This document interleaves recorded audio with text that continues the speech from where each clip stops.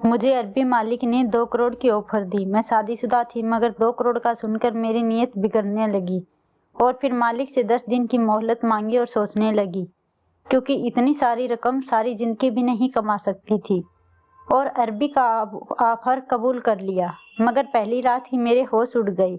अरबी ने मैं पूरी रात सुकून से सो नहीं पाई थी। आंखें बंद करती तो नोटों की गड्डियां मुझे नजर आने लगती, आंखें खोलती तो वही पुराना सा कमरा और छत पर लगा पंखा नजर आने लगता, जो पुराना और खराब होने की वजह से इतना हल्का चल रहा था।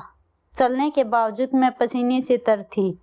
मैं एकदम ही उठकर बैठ गई और बराबर नजर दौड़ाई तो मेरे बराबर में मेरा पति इस गर्मी और बहते पसीने से बेखबर सो रहा था। कल तक तो मैं भी थकान से चूर गर्मी में भी सो जाया करती थी, लेकिन जो वाकया आज मेरे साथ हुआ था उसने मेरी नींद उड़ा के रख दी।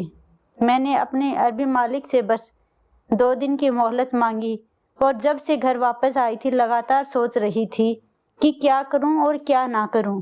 2 करोड़ कोई छोटी रकम तो नहीं होती, बहुत बड़ी रकम थी। मेरे तमाम मसले मालिक के 2 करोड़ की वजह से हल हो सकते थे, लेकिन इस रकम के लिए जो चीज उन्होंने मुझसे मांगी थी वह भी छोटी नहीं थी, बहुत बड़ी बात थी, क्योंकि मैं एक शादीशुदा औरत थी।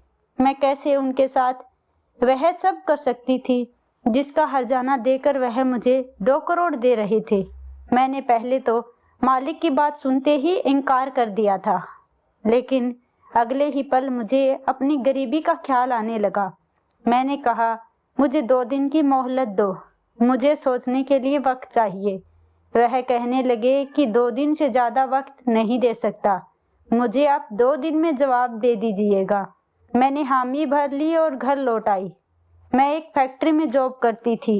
वहाँ बच्चों के रेडीमेड कपड़े तैयार किए जाते और मैं उन पर सुपरवाइजर थी, जो वहाँ कपड़े सिलाई करते थे।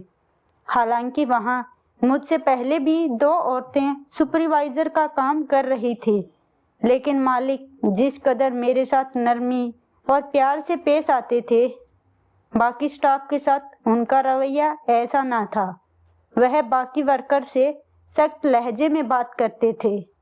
मैं पिछले 6 महीने से जॉब कर रही थी और मालिक इन दिनों में जितनी ज़्यादा मेहरबानियां मुझ पर कर चुका था, मेरे साथ साथ ऑफिस के दूसरे नौकर भी हैरान थे। लेकिन मैं खुद मालिक की इस किस्म की मेहरबानियों की वजह समझ नहीं पा रही थी। एक औरत तो कहने लगी, मालिक इस लड़के की खूबसूरती पर मरता है, इसलिए इतनी मेहरबानियां इस पर हो रही हैं, वरना इस लड़की में दूसरी तो कोई खूबी नहीं है। यह बात सुनकर मुझे उस पर गुस्सा आने लगा।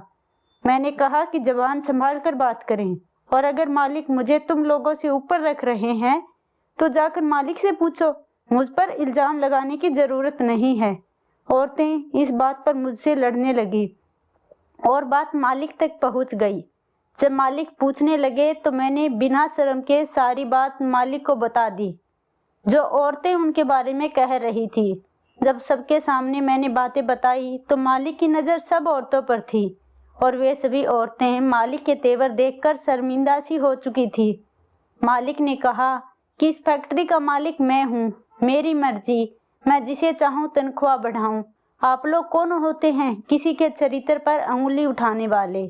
मालिक के गुस्से और लहजे पर सब औरतों की बोलती बंद हो गई थी। मालिक ने कहा, आइंदा किसी को इस तरह की बातें फैलाने की कोई ज़रूरत नहीं है। अगर किसी ने ऐसा किया तो मैं उसे नौकरी से निकाल दूंगा। मालिक की धमकी काम आई और मेरी जान को सुकून मिल गया। लेकिन एक दिन मालिक ने मुझसे कहा कि फैक्ट्री बंद होने के बाद मैं ऑफिस में ही रहूं, कहीं ना जाऊं। उन्हें मुझसे बहुत ज़रूरी बात करनी है। यह सुनकर मुझे हैरानी हुई। जब सभी कर्मी छुट्टी के बाद चले जाते हैं तो मैं यहाँ क्यों रुकूं, वो भी अकेले, क्योंकि मालिक ने सिर्फ मुझे रुकने के लिए कहा था। सभी कर्मियों के जाने के बाद मैंने दरवाज़ा खोलकर मालिक से पूछना चाहा तो मालिक ने मुझे अंदर आने के लिए कहा, लेकिन मैं अंदर नहीं गई, बस दरवाज़ा खोला और दहलीज पर खड़ी हो गई और मैंने कहा, मालिक कहिए क्या कहना है। तो वह कहने लगे कि ऐसी बात नहीं हो सकती, आप यहाँ अंदर आकर बैठें, बहुत ज़रूरी बात करनी है। फिर मैं कुर्सी पर बैठ गई, लेकिन हैरानी मुझे उस वक्त हुई जब मालिक ने मुझसे कोई बात नहीं की, बल्कि वह तो मुझे बस गौर से देख रहे थे और साथ ही साथ मुस्कुरा भी रहे थे। मालिक की नजरों से मैं किसी और सोच का शिकार होने लगी। उसके बाद जो मालिक ने मुझसे कहा, मेरा तो दिमाग खोल के रह गया। कहने लगे कि आप वाकई बहुत खूबसूरत हैं, आपको देखकर तो मेरी तबीयत खुश हो जाती है। अपने मालिक की इस तरह की बातें सुनकर मैंने बड़े खतरनाक तेवरों से देखा। वह शर्मिंदा होने की बजाय मुस्कुराने लगे। मैंने कहा, आपको शर्म नहीं आती मुझसे इस तरह की बातें करते हुए? मैंने कहा कि मुझे आपकी नौकरी नहीं करनी, वैसे भी मैं इतनी देर तक यहाँ आपकी फिजूल बातें नहीं सुन सकती। मेरा पति घर पहुँच गया होगा, मेरा इंतजार कर रहा होगा। मेरे मुख से ये बातें सुनकर मेरे मालिक ने नजरों से मुझे देखा और कहने लगा कि क्या आप शादीशुदा हैं? मैंने कहा, जी हाँ। यह सुनकर मेरे मालिक के चेहरे पर अजीब खामोशी छा गई, लेकिन कुछ देर बाद पूछने लगे कि अगर आपका पति है, वह जॉब करता है, तो फिर आप नौकरी क्यों कर रही हैं? मैंने कहा कि मेरे पति की तनख्वाह कम है, इसलिए मैं अपने पति को सपोर्ट करती हूँ और इसीलिए नौकरी कर रही हूँ।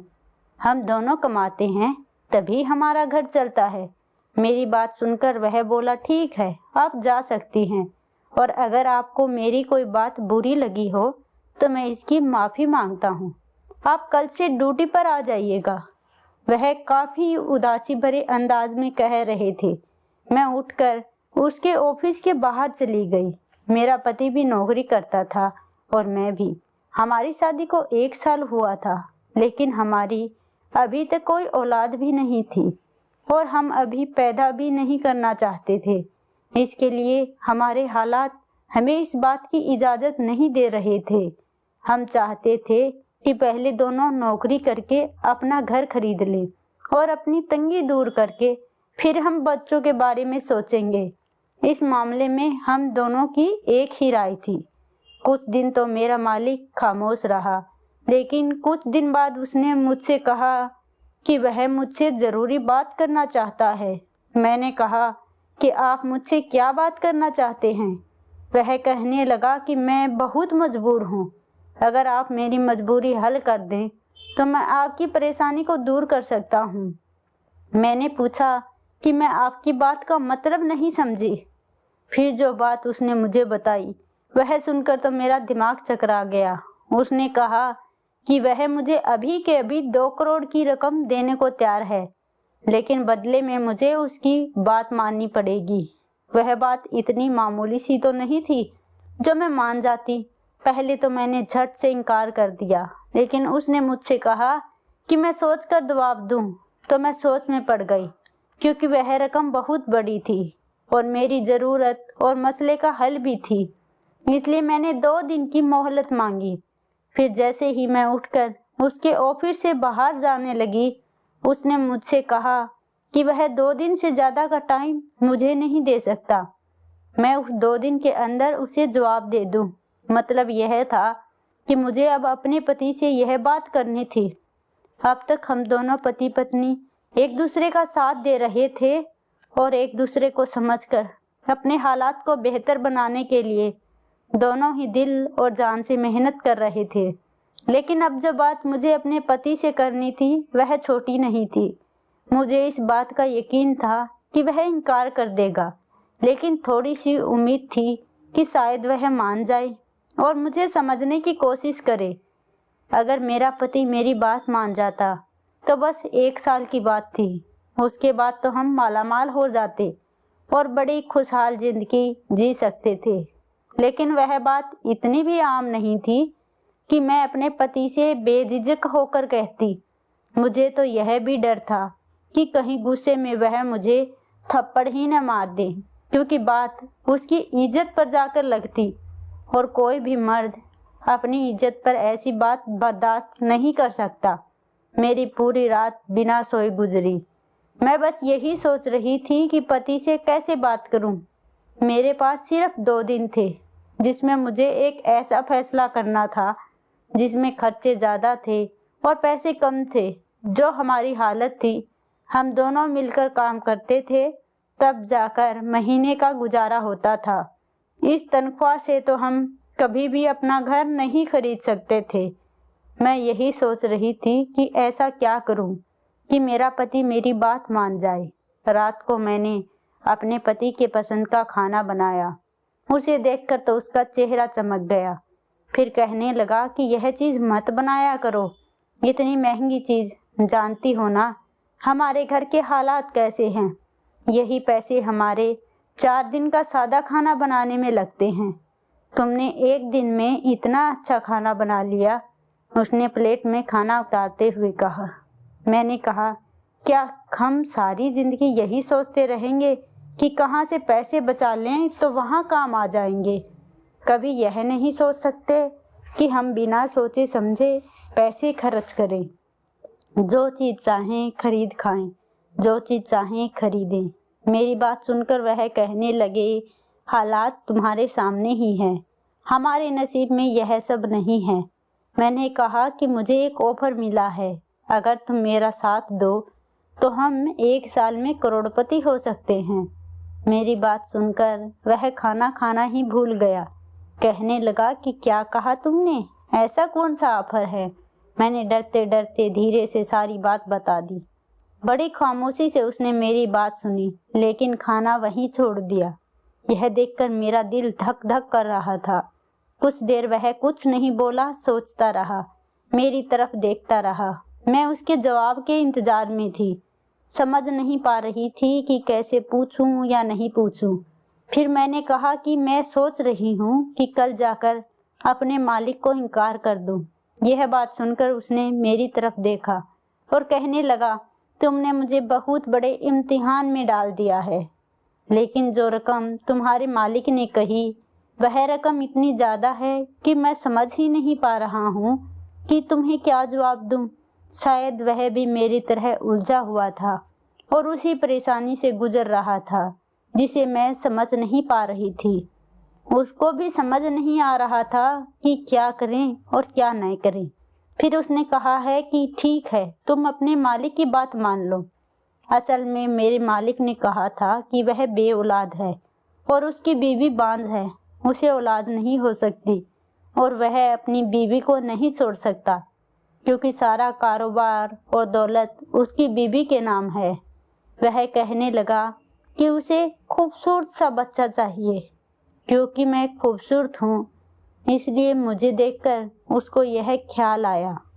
मालिक ने कहा था कि अगर तुम शादीशुदा ना होती तो तुम मुझसे शादी के बाद, बच्चा होने के बाद तलाक ले लेती, लेकिन मुझे सिर्फ औलाद के लिए शादी करना है।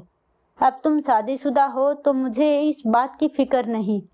अगर तुम्हारा पति राजी हो जाए तो वह तुम्हें तलाक दे दे और मैं तुमसे शादी कर लूँगा।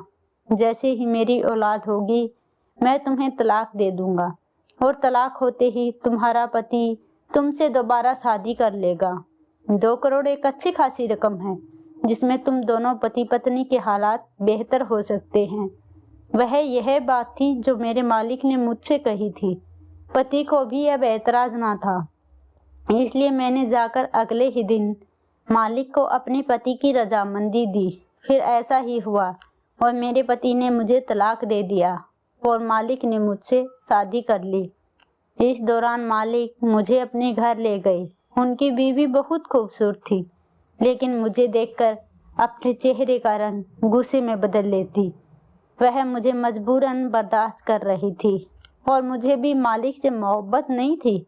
मेरा मकसद भी पैसों को वसूल करना था।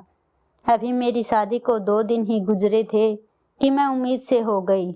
मुझे तो खैर इस बात से कोई खास खुशी हासिल नहीं थी, क्योंकि मेरा मालिक मेरी मजबूरी था, मेरा प्यार नहीं। मुझे अभी भी अपने पति से मोहब्बत थी, लेकिन मालिक बहुत खुश था। वह मेरा पहले से बहुत ज़्यादा ख्याल रखने लगा। उसकी बीवी भी बहुत खुश थी। वह मेरे खाने पीने का बहुत ख्याल रखती थी। खुद मुझे अपने सामने जूस पिलाती, कभी दूध पिलाती, मेरी दवाइयाँ मुझे वक्त पर देती। मैं दिन ब दिन महीने गिन गिन कर गुजार रही थी ताकि जल्द से जल्द बच्चा हो और मेरी जान छूटे, मुझे पैसे मिलें और मैं अपनी ज़िंदगी अपने पति के साथ गुजारूं। फिर अपने पति से ही बच्चे पैदा करूं। जब भी मैं अपने पति को फोन करती तो वह बहुत उदास सा हो जाता, कहने लगता कि तुम्हें कह तो दिया, लेकिन मुझे यह सब सहन नहीं हो रहा है। मुझे एहसास हो रहा है कि यह कोई मामूली सी बात नहीं थी। तो मैं उन्हें कहती कि अब तो बहुत कम वक्त रह गया है, बस कुछ महीनों की बात है। जैसे ही बच्चा होगा मालिक मुझे तलाक दे देंगे और मैं फिर तुमसे शादी कर लूँगी। हमारी ज़िंदगी की तमाम मुश्किलें दूर हो जाएंगी। हम बहुत अच्छा सा घर ले लेंगे जिसमें हम आराम से रहेंगे, गाड़ी लेंगे, घूमेंगे फिरेंगे। मेरी बात सुनकर वह फ़ोन बंद कर देता। मेरी आंखों में तो जैसे वे ख्वाब सजने लगते।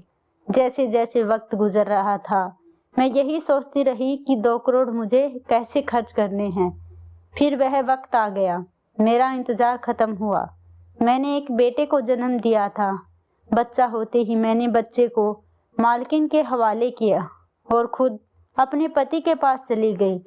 लेकिन घर के दरवाजे पर दस्तक देते देते मेरे हाथ थक गए थे। किसी ने दरवाज़ा ही नहीं खोला। मैंने मोहल्ले वालों से कहा कि दरवाज़ा तोड़ दें, क्योंकि मुझे पता था कि मेरा पति इस वक्त घर में ही होता है, कहीं नहीं जाता। फिर वह क्यों दरवाज़ा नहीं खोल रहा था? मेरा दिल बहुत डर रहा था। मोहल्ले वालों ने जैसे ही दरवाज़ा तोड़ा, मेरा पति सहन में गिरा पड़ा था। मैंने चीखना चिल्लाना शुरू किया, लेकिन बहुत देर हो चुकी थी। वह मेरा गम बर्दाश्त ही नहीं कर पाई और इस दुनिया से चल बसे। मैंने रोते हुए 4 दिन गुजार दिए।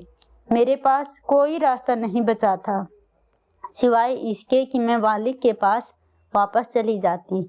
उसे कहती कि वह मुझे सहारा दे, क्योंकि मैं उसके बच्चे की माँ हूँ। लेकिन जैसे ही मैं मालिक के घर पहुँची, मालिक बहुत खुश था। अपनी बीबी को गले लगाकर बच्चे को गोद में उठाकर प्यार कर रहा था। मुझे देखकर मुस्कुराने लगा, कहने लगा, बहुत जल्दी थी तुम्हें अपने पति के पास जाने की। अरे, अपने 2 करोड़ का चेक तो ले जाती जिसकी खातिर तुमने यह सब किया है।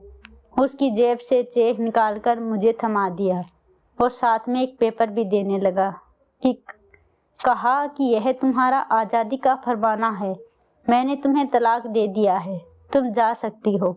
यह सुनकर तो मेरे दिमाग में धमाके होने लगे। पैसे तो आ गए, लेकिन मैं बेसहारा हो गई, अकेली रह गई थी। जिसकी खातिर मैंने इतना बड़ा कदम उठाया था वह पति ही नहीं रहा था और ना ही मैं मालिक की शादी में रही। इस लालच ने मुझसे मेरा साथ ही छीन लिया। इसलिए कहते हैं कि लालच में कोई कदम नहीं उठाना चाहिए।